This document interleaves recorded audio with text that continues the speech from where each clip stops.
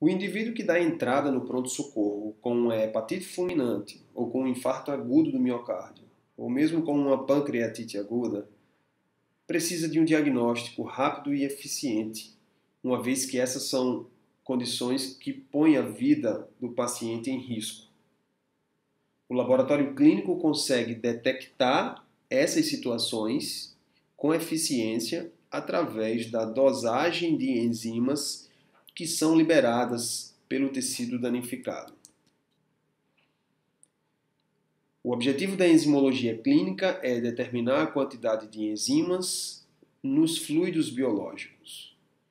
Então, nesse sentido, a dosagem de enzima pode ser um importante marcador diagnóstico. Para isso é importante observar a razão entre a quantidade de enzima que tem no tecido-alvo comparado com a quantidade de enzima circulante no sangue. Quanto maior for a magnitude dessa diferença, mais sensível deve ser esse exame diagnóstico.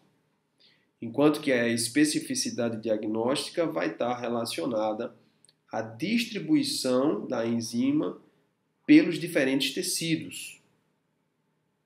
Por exemplo, a enzima CKMB está presente em grande quantidade no tecido muscular cardíaco. Por esta razão, ela é um marcador específico de infarto agudo do miocárdio. Existem duas estratégias básicas para quantificar enzimas. Tá? Uma delas é, considerando que a enzima é uma proteína, você pode ter um imunoensaio que utiliza um anticorpo monoclonal específico para essa enzima, e esse anticorpo pode estar marcado com algum fluorocromo, né, ou com algum reagente que possibilite a formação de cor. Então, onde tiver a enzima, o anticorpo vai ligar, e aí a intensidade desse sinal, gerado pelo complexo enzima-anticorpo, pode ser quantificada. Entretanto, os imunoensaios são métodos geralmente mais caros. Então, existem métodos mais simples para se quantificar enzimas, medindo, por exemplo, a atividade enzimática. A atividade de uma enzima consiste em transformar o substrato em produto. Portanto, é possível avaliar a velocidade na qual a enzima faz essa transformação. Então, no laboratório a gente pode fazer isso medindo a velocidade de formação do produto ou a velocidade de consumo do substrato.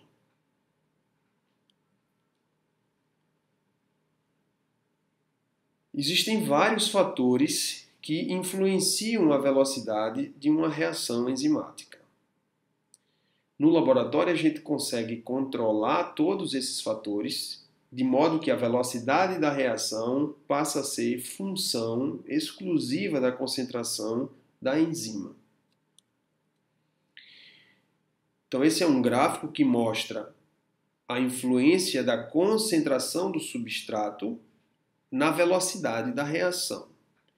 Então, observem que na origem do gráfico, a concentração do substrato é zero, portanto, a velocidade também é zero. O outro extremo, tá? Então, à medida que a gente vai aumentando a concentração do substrato, a velocidade vai aumentando, chegando até o ponto onde a concentração do substrato é saturante, portanto, a velocidade é máxima. Então, nesse momento, significa que o sítio ativo de todas as enzimas estão ocupados com o substrato. Portanto, não é possível aumentar ainda mais a velocidade da reação, é o que a gente chama de velocidade máxima. E existe o meio do caminho, que corresponde ao ponto onde a velocidade é metade da velocidade máxima. E aí a concentração de substrato necessário para que a velocidade atinja esse ponto, de metade da velocidade máxima, é conhecido como o km da enzima. Ou seja, o km é um valor de concentração de substrato. Então, no laboratório, a gente pode dosar enzimas utilizando o método cinético.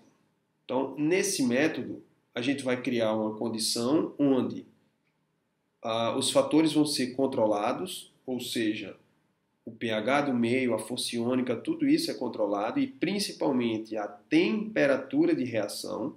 Então, para isso, a gente precisa utilizar cubeta termostatizada para fazer esse controle da temperatura. E o mais importante, os ensaios de dosagem enzimáticas, eles são desenvolvidos de modo que a concentração do substrato seja muito maior do que o valor do Km. Ou seja, em outras palavras, os ensaios acontecem de modo que os substratos estão sempre em excesso. Então, com essas condições sendo atendidas, a atividade enzimática ela passa a ser diretamente proporcional à concentração da enzima, o que facilita grandemente os cálculos.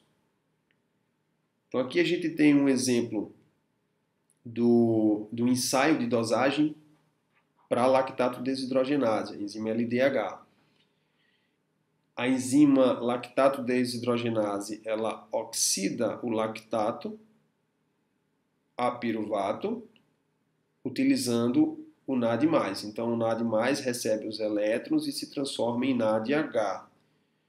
O NADH é uma molécula visível, detectável pelo espectrofotômetro, porque ele absorve luz em 340 nanômetros. Então, portanto, a gente pode observar aqui no gráfico que, à medida que o tempo vai passando, a absorbância em 340 nanômetros vai aumentando, porque a LDH está produzindo NADH.